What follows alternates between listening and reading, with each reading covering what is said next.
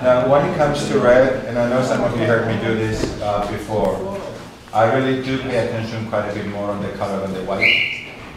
I like to see where it stands. The white can tell you really a lot just by looking at it than just tasting it.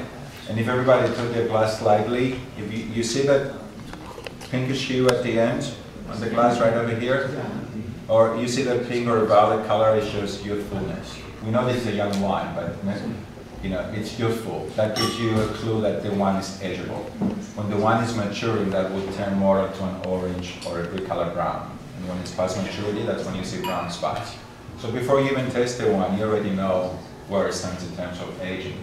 And another thing that I like to check is the intensity of color. And I normally hold my glass this way, and I put it right in front of me, and I'm looking through my wine glass. And I'm going to raise mine so you can see what I'm doing. As I'm looking from up here, if I see my thumb down here through the wine, of course, I would say intensity of color is light. If I see this part of the glass, the bottom of the bowl, I would say intensity of color is medium. If I don't see anything, it's rich. So, rich, right? Yes. And in combination with the viscosity, which is the coating that gives to the side of your glass. So if it coats your glass nicely, it's medium. If it stains your glass, it's rich. So I would say medium viscosity. That gives me an idea of how big of a wine is going to be in my mouth, how rich it's going to be, the heaviness of it. So before you even smell or taste anything, you already know what to expect. So it deserves that 10 seconds or 2 seconds that it's going to take you to look at your glass like that next time you taste the red wine. Okay?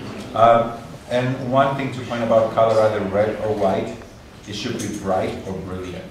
If the wine has been badly treated, badly stored, badly made to begin with, it will lose that sheen. So if it doesn't have the brightness into it, you're already facing issues. So you might not want to proceed. Well, you know, it's a clue. Sometimes you don't even want to smell it, it's that bad. Sometimes you get over the smell and you know it's bad, but you want to taste it anyway, and you put it in your mouth and you say, why did I just do that? But if you don't taste it, you never know. If you don't, an oxidized wine, you know that it's going to be like vinegar. When it's moderized, it gives you that cherryish, pork-like flavor, but everything else is wrong. Because it's a real wine and it shouldn't be tasted that way. Yes. Do you sell any of those? The Reganati will have, it's no, here already. I'm talking about the type of wine you were just describing. I actually do have some examples of what people shouldn't do.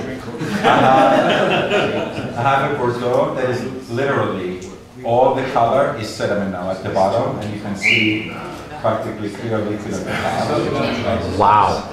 No. Well, we had that too, but that I have unsealed, so it's like the show and tell. I have a Chardonnay that is practically brown, just to show people that every day is a special day. You walk up, you're still breathing, drink the dumpling, buy another one tomorrow.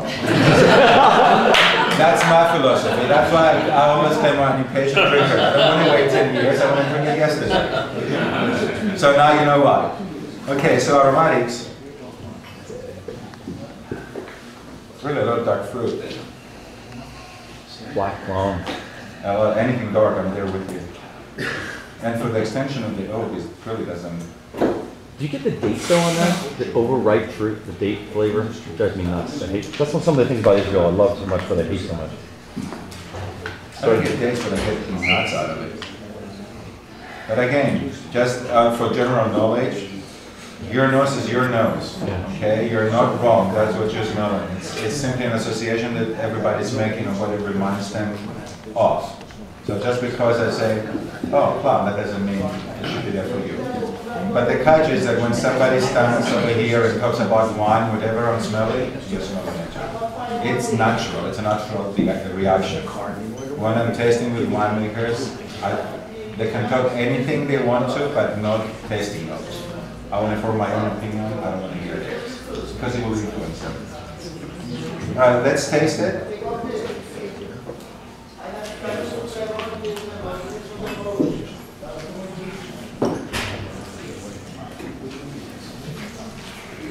Now, one thing that I always force people to do when they taste wine is to keep the wine in their mouth the proper time.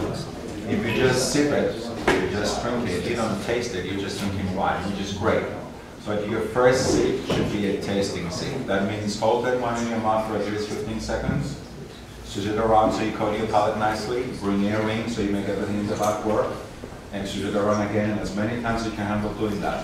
While you're doing that, you'll always experience first the fruit, then the acidity, if it's pronounced, if it's there. It's always there, but if you can taste it. And then tannins. And once you're looking at the wine to be perfect, it's all those components coming together and staying together. If it stays apart, it doesn't make the wine bad, it's just simply not really ready to be consumed right now. So if you haven't tasted it that way, try it again one more time and see how you feel, because I want to make another point with that. So if you put it in your mouth, you got the fruit.